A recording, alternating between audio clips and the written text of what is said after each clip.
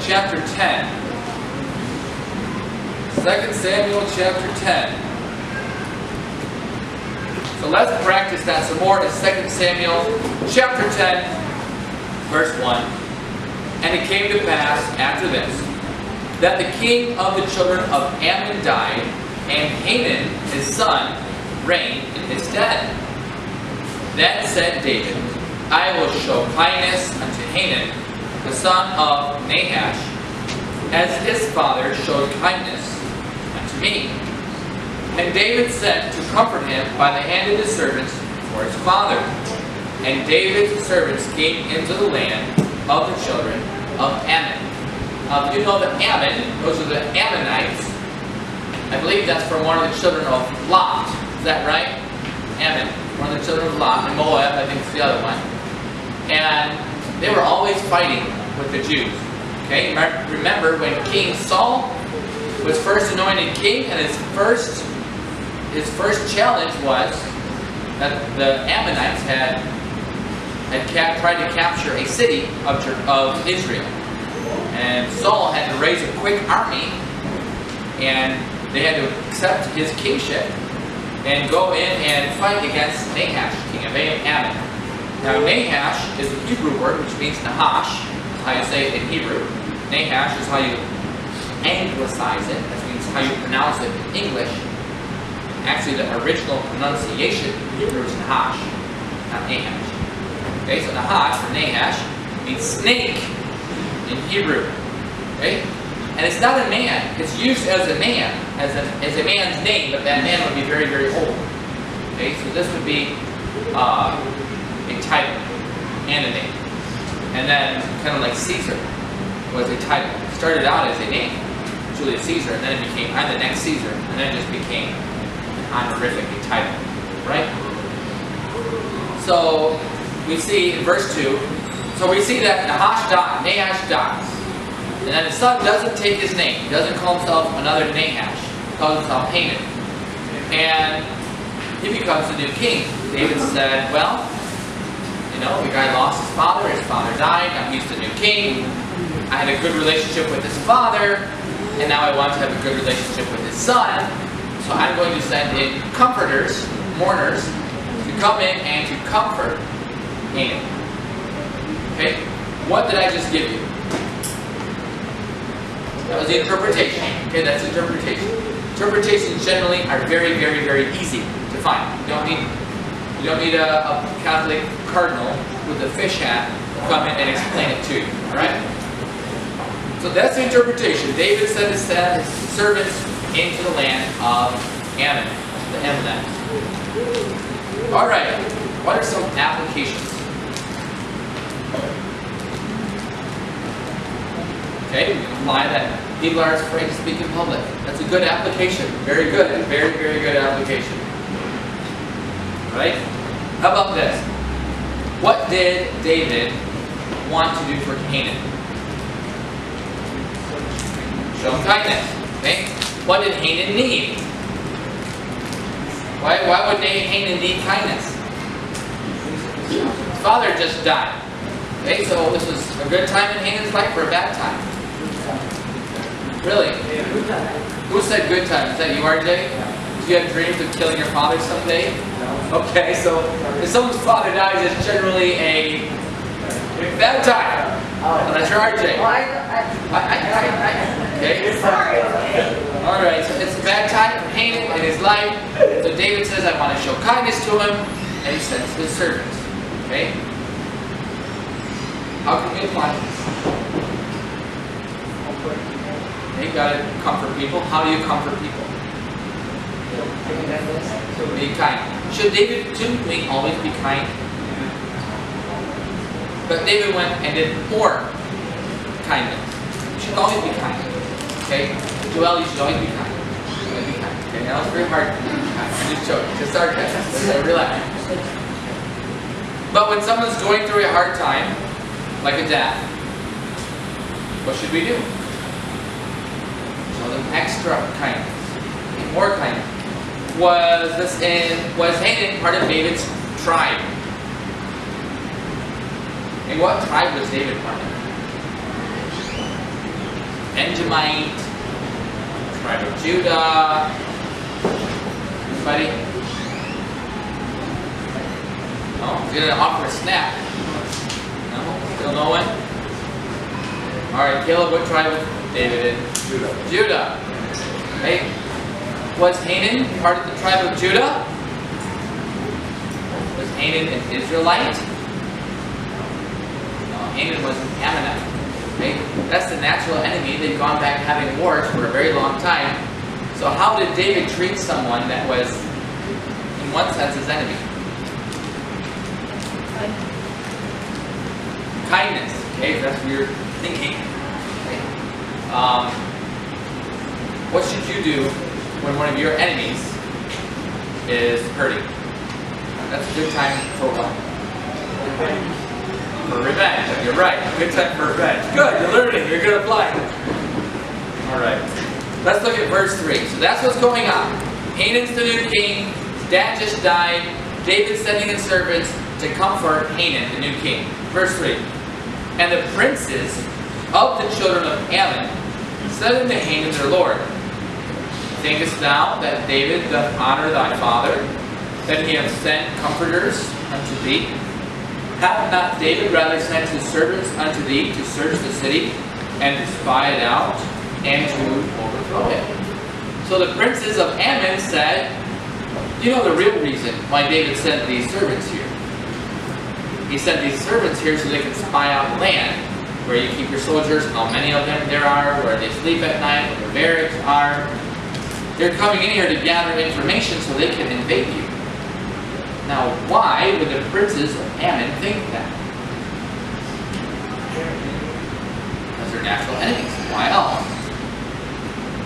I'll tell you this quote I heard once. To a thief, everyone is a thief. So if you're a thief, then you think that everyone is just like you. You think everyone else is a thief. Okay? To a blasphemer, they think everyone else is like that. Well, they think, you're probably a blasphemer too because I am, or idolater. Okay? So think about that. Why were these Ammonites so defensive and so alert about the idea of being invaded? Because they're doing the same thing to Israel. They're looking at their defenses. They're sending out spies into their land. Because like we talked about, they've had war a long time. And David and Nahash and his father came together and said, how about we not do this? How about we not try to kill each other? And they both said, okay, works for me. And David said, that worked out good for me. Hanan, it worked out good for your dad. How about we continue this alliance? Or this truce?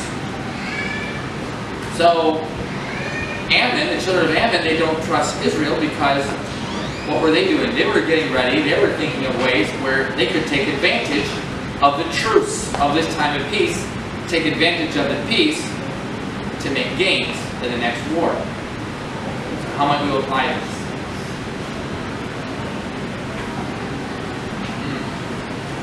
At least some of you going like this. Some of you even stroking your beard. Even some of the ladies are stroking their beard. It really does help me think. So, we can apply this that when the world sees you, okay, they think you're just like that. They think you're just like that. And so it's our job to show them and to convince them, actually, Hanan, actually lost people. We're not like you. We're different. We have a different nature. We have a new song. We have a different God. We've been redeemed. We've been bought back out of the slave market where you live. We are different masters. We're not headed to the same place. We need to show ourselves apart and separate and different. Okay? That's why we don't dress like the world. We dress different than the world. Okay? The world they dress androgynously. It's a long word, right? It just means girl and boy dress the same. Okay? You could say they dress like a sodomite. Alright? They dress like a homosexual. Okay, that's androgynous. But a Christian says, the Bible says that my clothes, not the person wearing them, but the clothes have to be separate between girl and boy, feminine and masculine. It can't be the same. just the clothes, without even putting them on, though already they need to be gender specific, not neutral. Right? So our clothes and how we dress are different. We don't dress like the world, we don't dress like sodomites. What about our new song, the Bible says? One of the things He gives us when we're saved. What's different? Music is different. Okay? If we're listening to any of the radio stations, any single radio station, at least with music, I'm trying to listen to those retards on the AM radio. Okay? But if you're listening to any of the music on any of those radio stations, guess what? That's the music of the world. And guess what you're doing? You're listening to the same music. You are convincing the world that you are just like them. If you dress like that, you're convincing them that you are just like Hanan. Hanan, I know you're trying to take advantage. Look for a weakness. Okay? And I'm trying to do the same thing like to you. That's what Hanan thought. You're just like me. David's saying, oh, I'm not just like you. I really just want to show kindness and comfort. And as believers, sometimes when we want to show the lost people, hey, you really shouldn't lie like that. You really shouldn't steal like that. And then the lost people say, well, look, you dress like me. You listen to the same radio stations that I listen to. The same music that I listen to. Right? You say some of the same jokes. You use some of the same language. You're just like me. I don't see that much of a difference between me and you. Guess what? You're going to be stuck like David. You're going to be stuck here where the lost see you as the same as they see each other. And you're going to have a problem and you're not going to be effective. So the princes said, so that's another way to apply this, is that we need to have something that separates us from the world. There needs to be a distinction, holiness. So they said, hey, Hanan, these guys are just coming in here as spies. Now look at verse 4. Wherefore, Hanan took David's servants and shaved off the one half of their beards and cut off their garments in the middle, even to their buttocks, and sent them away. Okay? So now we're going to demonstrate. So who brought the scissors? Oh, I need a volunteer. Simon, we're going to cut your pants off through your buttocks. And then you walk around, and everyone's going to laugh at you while you're not going to do that. Right? So, the beard in the old days. There's even a quote, an ancient quote, where a guy said, I would rather die than have my beard shaved. Okay? And there's also some evidence or ideas that date back a long time where a beard was a symbol of a free man. And if shaved, that was a symbol of slavery. I don't know if that's true, I just read that from a source. It's not a Bible source. They said that slavery was a sign of a free man. If you shaved your beard, that was a sign of slavery. So in a sense, what Hanan did is he said, I'm going to treat you guys like slaves. Okay? And unless you're a priest in the Old Testament, you really only had two garments that you wore. You wore a tunic and then you wore outer cloak wrapped around that. So they went and cut these guys, and not a pretty sight, okay, but these guys were butt naked. Okay, in the back. And then it says, in the Bible, it says, I believe in Leviticus, it says you don't, I think it says mar the corner, or shave the corner of your ears, or round the corners of your head. And I've heard that said that if you probably don't know about this in the Philippines. Have you ever heard of a bowl haircut? It was popular when I was like a kid. Literally the barber would put a bowl on your head, and then he would shave it all the way around, and then take the bowl off. So you'd have this complete straight line, like a mushroom, and then it would shave. We called that a bowl haircut. It was so popular in, I don't know, probably the mid-'80s, late 80s. And yeah, it's pretty embarrassing. And I heard that that was the rounding of the corners of the head, that type of a haircut. So basically what this Hanan did is he embarrassed them extremely, severely. So he really, really embarrassed these guys, cut off their clothes, shaved their beards, and treated them, of course, with the utmost disrespect. It was basically a declaration of war. This is a a common practice of declaring war on people. Actually, if we see in all of David's wars that he had, Philistines, Ammonites, the Moabites, and all these guys that he ever fought against, every single war he ever fought against, he was never the aggressor. Okay? He was never the aggressor in any of his wars. He was always brought on, and he was dragged into war. This is one of the ways that he went to war, was he sent some people over, and then they treated his ambassadors with utmost disrespect. That was a declaration of war. In fact, I believe the most populous city in the world was Baghdad, Iraq at one time. And one of the Khans, which is the Mongolian Empire, heard of Genghis Khan, right? You heard of him or no? Genghis Khan, Temujin, or not? Anyway, he would send his ambassadors. And one of the Muslims that he sent the ambassadors to decided to kill all of his ambassadors. And that was one of the greatest losses of life in the history of the world. Because the great, his name is Genghis Khan, came in and he just wiped out the city. And he killed like the highest percentage of population ever killed in a war, in a battle. He killed that many people. So this was, in other words, a traditional way of declaring war on a country. Treat their ambassadors this way. Okay, so they're extremely embarrassed. What can we get from that? What are some applications?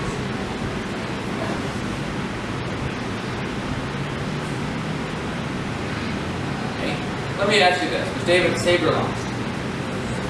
Saved. Okay, and his ambassadors, he sent them forth. Were they saved or lost? Saved them. Hanan, saved man or lost? Lost. And the princes that advised Hanan, saved or lost? Lost men as well. Okay? So, what was David's motivation in going to these lost people? What's that? Give them coffee? Comfort. Comfort, yes. And comfort. You want to get them comfort. Do you see how there's already a problem here? You know, we can say that was good what David did, and David worked something out with Hanan, or with Nahash. But can you see how there's already a problem for me? What was David was trying to make a league, okay, trying to join together. Me, David, same person, I'm trying to be yoked together with this person. We're trying to walk together. What does Amos 3:3 say? How can two walk together unless they be agreed? What's the answer? Really? What's the answer? How can two walk together unless they be agreed? How can they do it? It's like a dentist appointment. It's like pulling teeth. Okay, you have two people. Alright? They don't agree with each other. How can they get along if they completely disagree?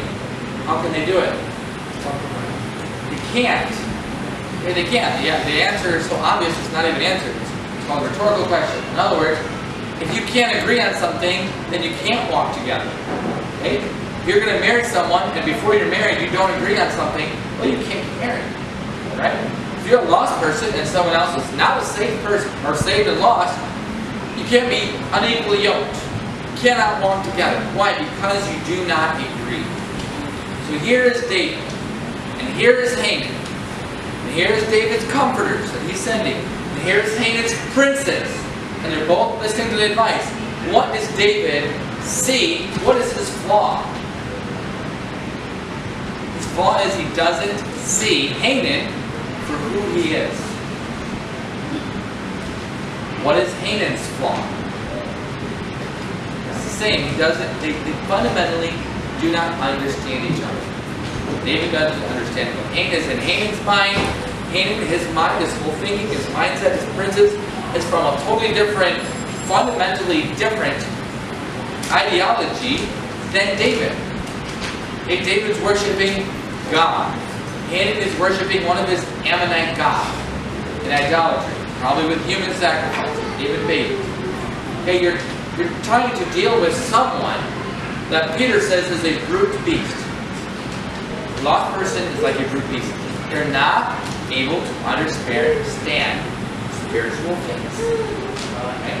They are spiritually dead. Not physically dead, like the Calvinists will say. They are spiritually dead. Their spirit is dead. So David is saying, hey, I'm trying to join into an agreement, and David is neglecting, he's failing to realize the depravity, the depth of sin and darkness that Hanan is coming from. Do you think we do that as believers? How do we do that as believers? What would be, so we just had 280 kids coming in for vacation Bible. Well, that's okay. What if I said to those kids, and here was our theme, you are guilty of breaking the 10 Commandments. Went over the 10 Commandments every day, several times throughout the day. We told them you are guilty of this, breaking God's law. God gets angry when people break His law. Right? That's what we taught those kids. What if I told those kids, you know what? You're really not that bad. I mean, you're bad, but you're really not that bad. What's going to happen with those kids? Are they going to get saved? Okay. When you got saved, did you see yourself as extremely bad? So terribly bad? Or, well, I'm not quite that bad. Okay? The point of that skit that we did was we had the killer come in. He says he likes killing children. I want those kids to see that guy as just the ultimate focus of their hatred. The guy's a stealer. He's corrupt. He's a killer. Right? He's everything that the kids know that they hate and is evil and is wrong. There's nothing worse than this guy. And then, what if I were to say to those kids, now you're not as bad as that, but you're pretty bad. Are they going to get saved? No, in other words, in order to get saved, you have to see yourself as bad as that guy who likes to kill children. Which is this guy right here. He does like to kill children. So we need to see ourselves as that bad. And David did not see Hanan for as bad as he was.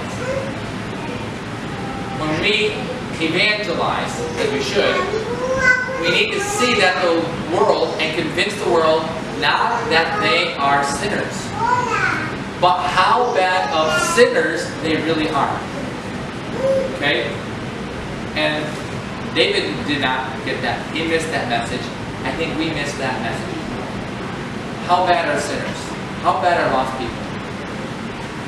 Desperately beyond what we can imagine. How bad are we when we were lost? Same. Just as bad. Guilty of murder, adultery, blasphemy, everything. So David failing to see how bad Hanan was, we make that same mistake in our evangelism when we fail to see how desperate is the need. Because every time when I evangelize, people want to mitigate, pacify. They want to make so it's not so bad their sin. Yes, I'm a sinner.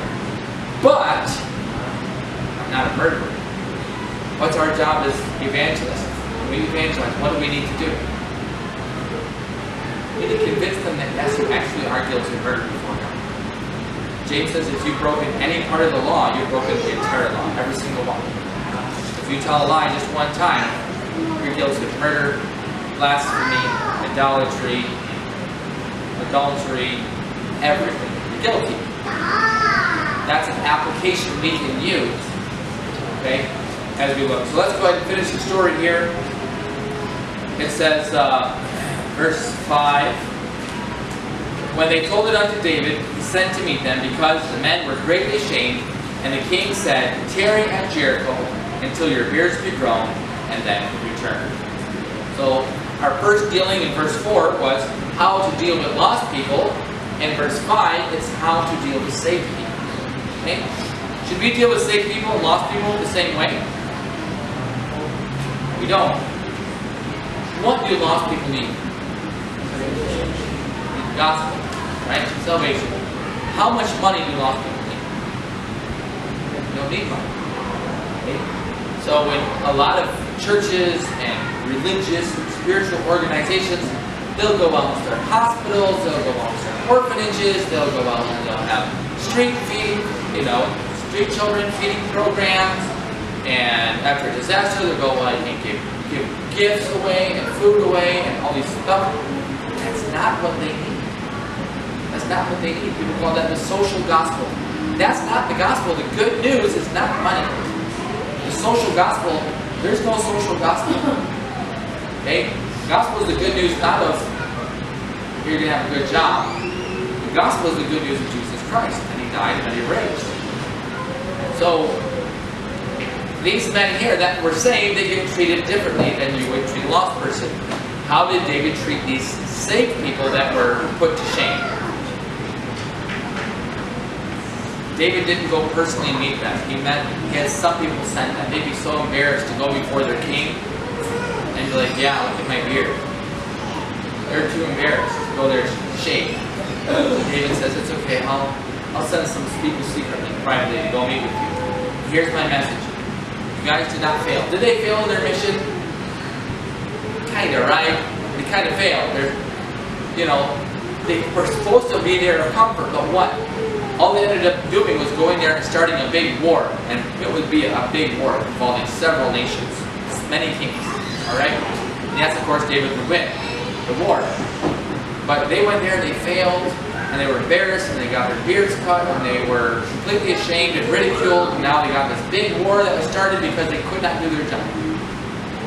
Ultimately, the blame really lies with David for not understanding the mindset of how wicked an idolater really is.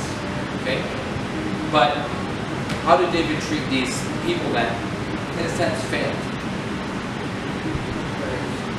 What did he do for them?